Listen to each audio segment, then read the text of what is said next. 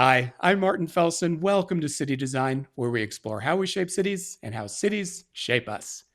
This episode is about four architectural wonders that anchored four cities of the Hellenistic world.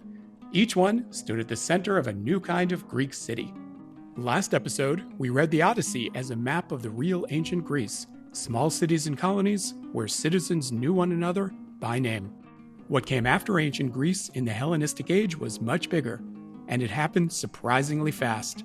In just 13 years, Alexander the Great unified 3 continents. Alexander likely founded more cities than any ruler in history. His armies, both soldiers and city builders, carried Greek language, culture, and commerce across an empire that stretched from the Mediterranean to the Indus Valley. It was a kind of big bang of ancient globalization. Across 2 million square miles, Alexander and his successors built over 70 interconnected cities. Each was what the Greeks called a metropolis, literally a mother city. Each was full of people who had little in common except the language they had to learn to build a city together. So, 4 wonders, 4 metropolises, 1 global transformation. The ancient city of Halicarnassus was on the southwest coast of what is now Turkey. The architect Vitruvius described Halicarnassus as a city shaped like a sloping semicircle of a theater. The agora, the citizens' marketplace, ringed a deep natural harbor at the lowest level. A wide, gridded civic area ran across the slope above it, near the Greek theater built into the eastern hillside. The Acropolis crowned the top level with temples to Aphrodite and Hermes. Around the city ran walls thick enough to stop a catapult, a brand new invention at the time. You can still see the walls as ruins today. At the visual center of the city, on its own raised terrace, connected to the agora and Acropolis by monumental staircases, the king of Halicarnassus put himself. A marble tomb, 100 feet tall, about as high as a 10-story building. White marble walls tapered as they rose. 400 sculptures, painted and gilded, were stacked on 4 levels around it. And at the summit, a marble quadriga, a 4-horse chariot, carrying the larger-than-life figures of a king and queen. The king was Mausolus.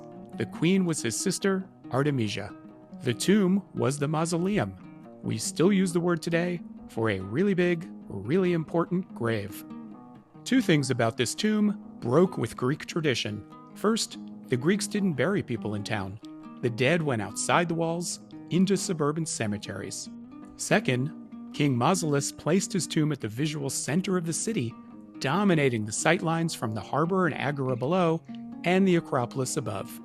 Whereas a Greek polis was organized around its citizens, a Hellenistic city, increasingly, was organized around its king.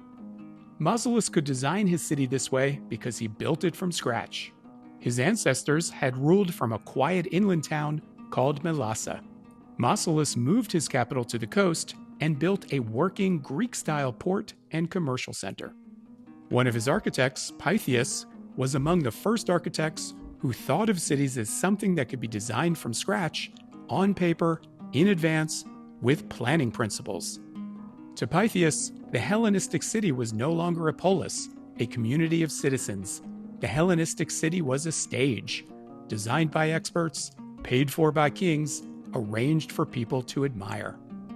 Aristotle, writing around this same time, warned against this shift from polis to stage. In his book Politics, Aristotle argued that a city had a natural size. Too small, and it was a village. Too big, and it could no longer govern itself. The ideal city, he wrote, should be small enough to be taken in at a single view. Small enough that the citizens could know one another's characters. Well enough to elect them to office. Well enough to trust them with the business of the polis. But in the same decades that Aristotle was writing, his student, Alexander the Great, was conquering 2 million square miles of territory, and he was turning the polis into something new, a metropolis, a city no longer governed by citizens who knew each other, but populated by strangers, merchants, soldiers, travelers, bound together by trade. This was the beginning of the mercantile city, a city whose chief business was business. And Mausolus's tomb, gleaming at the center of his royal capital, pointed every eye toward the king. 16 years after the mausoleum was completed, Alexander arrived at the walls of Halicarnassus. The walls held up for a while. Eventually, the city fell. Alexander spared the mausoleum, then he went east to build cities of his own. On the night Alexander the Great was born, the most famous temple in the Greek world burned to the ground. This was the first temple of Artemis at Ephesus, on the Ionian coast of what is now Turkey. The fire was arson. A man named Herostratus had walked in and set the fire. When he was captured, he gave the reason: he wanted to do something so terrible that his name would never be forgotten. We still have a term for this: herostratic fame, fame achieved by destruction. The Greek historians who wrote about that night came up with a different explanation for the fire. They said the gods had been distracted. Artemis, the story went, had been called away to attend a more important birth, the birth that same night of Alexander. This story is fantasy, but it points to something true. The empire that baby Alexander would eventually build would remake the temple, the city around it, and the entire idea of what a Greek city could be. Ephesus was one of the great cities of Ionia, the Greek-speaking coastline of Asia Minor.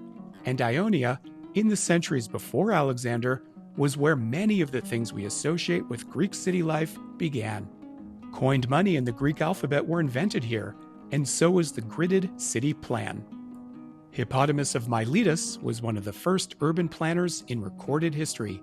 He believed a city should look the way a democracy worked: all parts equal, all parts visible to one another. The Hippodamian plan was a kit. He divided cities into clear, gridded zones, standardized blocks, standardized streets. And one major change from the older Greek city, the agora moved. It came down from the foot of the Acropolis to the harbor, next to the warehouses and the trading docks. The grid was a pragmatic tool for founding cities fast. A Greek colonist arriving on an empty beach didn't have the time or the tools to read the contours of the land. What he had was a survey rope. Every citizen got an equal-sized plot of land. As Alexander marched east, his engineers carried that toolkit with them, founding and refounding cities along the Hippodamian plan from the Mediterranean to the Indus Valley. The people of Ephesus rebuilt the Temple of Artemis. This time, it was larger than an American football field, 127 columns, each 60 feet tall, the first major Greek temple built entirely of marble. By now, the rebuilt temple was already half Greek, half Anatolian. The Artemis worshipped at Ephesus was not the huntress of mainland Greece. She was an ancient mother goddess of Asia Minor, whom the Greeks had simply renamed. Her cult statue, the beautiful Artemis, was covered from chest to waist in what may be breasts or eggs or sacrificial offerings. She no longer looked like an Olympian. That kind of cultural mixing, Greek and Anatolian, Greek and Egyptian, Greek and Persian, was already happening in cities like Ephesus long before Alexander made it imperial policy. Wherever his armies went, Alexander spread Greek language and Greek architecture. But he didn't force conquered peoples to give up their own gods. He let them keep their temples, their priests, their customs. He only had one condition: they had to keep his supply lines open. In 323 BCE, the same year the new temple at Ephesus was finished, Alexander died in Babylon. He was 32. His empire was carved up by his generals. What emerged in its place was not a single empire, but a network of kingdoms, a world of cities trading with each other, of artists, merchants, and scholars moving freely between them, of Greek-speaking colonies stretching from Greece to India. A new kind of person was emerging, a cosmopolite, a citizen of the world. In the spring of 305 BCE, a Macedonian general arrived at the harbor of Rhodes with a fleet of 200 ships and an army of 40,000 men. His name was Demetrius. His nickname was Poliorcetes, the Besieger. He had earned the name. Rhodes was a wealthy island in the Aegean. It had stayed neutral while Alexander's generals fought each other for control of his empire. Demetrius wanted Rhodes to take his father's side, The Rhodians said no. So Demetrius deployed his greatest weapon. It was a wheeled siege tower called the Heliopolis, the taker of cities. 9 stories tall, 130 feet high, plated with iron to make it fireproof, engineered with catapults and battering rams. Pushing it took over 3,000 men. Just getting it into position took weeks. The Rhodians fought back. They flooded the ground in front of the walls so the Heliopolis sank in the mud and got stuck. After a year of war, Demetrius gave up. He sailed away, and he left his siege equipment behind. The Heliopolis, 200 tons of bronze, iron, and timber, was abandoned. The Rhodians took it apart and melted it down to do something inspired with it. They made a tribute to the sun god Helios, the patron of the island, for sparing them. From the bronze of the weapon meant to break them, they built the largest statue in the Hellenistic world. The sculptor, Charles of Lindos, cast it in pieces, working from the feet up. After 12 years of work, the monument stood at least 100 feet tall. This was the Colossus of Rhodes. For centuries, people imagined the Colossus standing astride the harbor entrance, 1 foot on each pier, ships sailing under its legs. That image appears in countless paintings and illustrations from the Renaissance onward, but it's almost certainly incorrect. A statue that tall, with its legs spread, would have collapsed under its own weight in a strong wind. What we do know is that it stood somewhere on the Rhodian waterfront, probably with its legs together, probably holding a torch, probably with a crown of sun rays, emulating the sun god Helios. Big enough that, as the Roman writer Pliny put it, few men could wrap their arms around its thumb. Rhodes itself was becoming something new. A century before the Colossus, 3 smaller cities on the island, Lindos, Camaros, Ialios, had agreed to pool their resources. They merged into one new federal capital, named after the island itself, and laid out on a Hippodamian grid. This was the opposite of what Greek cities had historically done. The old polis sent out colonies. It reproduced itself in order to expand. The new Hellenistic city consolidated. Smaller cities merged to form larger ones. The Greeks had a word for this: synecism, literally joining houses. It's how the metropolis began, and the Colossus was a symbol of what the new metropolis was for. The old polis was built for face-to-face participation. Citizens debated in the agora, they argued in court, they served as council members. They knew, more or less, who their fellow citizens were. The Hellenistic metropolis was something different. It was a stage, and the citizen had become a spectator. The new city arranged old elements in new ways. Public squares were ringed by colonnaded porches called stoas, roofs supported by columns, sheltering shoppers from the sun, and framing the agora like a stage set. Buildings were lined up along long, straight avenues. Monuments like the Colossus punctuated the ends of wide boulevards visible from far away. To get a sense of what kind of public events these cities were built to stage, consider the coronation parade of Ptolemy II, a king of Egypt. 57,000 infantry, 23,000 cavalry, hundreds of chariots, several drawn by exotic animals. A parade like that couldn't be staged in classical Athens. The streets weren't wide enough, the plazas weren't big enough, and the citizens weren't a passive enough audience. But Hellenistic cities were choreographed for exactly this: to make a king look like a god. The Colossus was a permanent vision of that same idea: a god in the harbor, always on stage, always watched. The Colossus didn't last long. About 50 years after it was completed, an earthquake snapped it at its knees, and the bronze monument crashed into the harbor. But the idea survived. When the French sculptor Bartholdi designed the Statue of Liberty, he was working from the Colossus. Same pose, same torch, same crown of rays, both overseeing the harbor.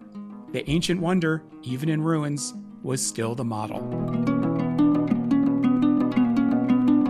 In the spring of 331 BCE, Alexander the Great was traveling through Egypt when he stopped at a stretch of empty coastline between the Mediterranean and a freshwater lake. It was a good site for a port, a natural protected harbor, a connection inland to the Nile. he decided to found a city. According to legend, Alexander's architect, Dinocrates, had no chalk to mark out the plan, so he used barley flour. He traced the outline of the city in flour on the ground. The plan was a Hippodamian grid. 2 main avenues crossed at right angles in the center. One of them, Canopic Street, would be nearly 100 feet wide. But then a flock of birds descended and ate the flour. Alexander took it as a bad omen. His oracles told him otherwise. The birds, they said, meant the city would feed the world. After Alexander founded the city, he left and never returned. One of his generals, Ptolemy, took control of Egypt after Alexander died and made Alexandria his capital. Ptolemy and his descendants would rule for nearly 300 years as the Ptolemaic dynasty, Greek-speaking Macedonians who took the title pharaoh. The last of them was Cleopatra. Under the Ptolemies, Alexandria became something the world had never seen before. More than a city, a metropolis of perhaps 500,000 people. Living in the metropolis all at once were Greeks, Egyptians, Jews, Phoenicians, Persians, Anatolians, Arabs, Nubians. Most of them spoke a common language called Koine, Common Greek, a simplified form of the language Alexander had carried east, now the working tongue of trade, law, and learning from Greece to the Indus Valley. A merchant could now sail from Alexandria to a distant port and find someone there to speak with. The Ptolemies built 2 remarkable institutions in Alexandria. One was the Museion, literally House of the Muses. It's the word that gives us museum. But it wasn't a museum in our sense. It was a royally funded research institute. Scholars lived and worked there, supported by the king. Attached to it was the Library of Alexandria, which tried to collect every book and scroll ever written. Ships docking in the harbor had their scrolls confiscated and copied. Travelers came in with new texts and left with copies. The originals went into the collection. These institutions were multi-story buildings, monuments visible across the city without needing to stand on the hill of an acropolis. The Museion in the library is where Euclid wrote the textbook of geometry that would be used in classrooms for the next 2,000 years. Eratosthenes measured the circumference of the Earth by comparing the noon shadow at 2 different cities. He got remarkably close. The Greek polis had philosophers, the Hellenistic metropolis had a research budget. The third-grade Ptolemaic project sat on an island in the harbor. The island was called Pharos. It had been mentioned by Homer. According to the story Plutarch tells, Homer himself appeared to Alexander in a dream and quoted the Odyssey to him, a passage about a snug harbor by the island called Pharos off the coast of Egypt. Alexander founded the island even before he founded the city. The Ptolemies built the lighthouse of Alexandria on that island. The structure stood over 350 feet tall, roughly the height of a 30-story building. It rose in 3 tiers like a ziggurat, a square base, an octagonal middle, a cylindrical top. A fire burned at the summit at night, amplified by a polished metal mirror. The light was visible 30 miles out at sea, a whole day of sailing. For sailors approaching the Egyptian coast, which is flat and featureless, the Pharos was a highlight on the horizon. The lighthouse is, on one hand, pure infrastructure, a navigational aid, a tool that made the harbor capable of handling thousands of ships a year. On the other hand, it was pure display, a 350-foot monument crowned with colossal statues, clad in gleaming white limestone, visible across the eastern Mediterranean. The Hellenistic city was both at once, an infrastructural device and a symbol, a tool and a wonder. This same dual logic ran through the Hellenistic world. Standardized coinage, struck from royal mints, was infrastructure. It was also propaganda, with the king's face on every coin. Secure trade routes were infrastructure. They were also imperial reach. The harbor was a port. It was also a stage. This same logic extended to religion. Alexandria was a city of hundreds of thousands of people from a dozen different cultures. What god would they all worship together? The Ptolemies decided to manufacture one. His name was Serapis. He was a composite, part Greek Zeus, part Egyptian Osiris, with a beard, a Greek toga, and an Egyptian grain basket on his head. He was designed to be acceptable to Greek speakers and Egyptians alike. The Ptolemies built him a temple in the city and pushed his cult across the empire. This was something new. A god designed as a bridge. A god planned the way a city is planned. From the top of the Pharos on a clear day, you could see the curvature of the world Alexander had built. There's a word at the root of architectural wonders like the Pharos, thema. It means something seen, a thing worth looking at. The wonders of the ancient world were themata. The same root gives us theater, which the Hellenistic city slowly became. A new kind of spectacle, and the people inside it had become a new kind of audience. In the next episode, we'll follow the Hellenistic city west into Italy, where the urban spectacle would scale up into something even larger, the Roman Empire. Thanks for watching City Design. See you next time as we keep exploring how we shape cities and how cities shape us.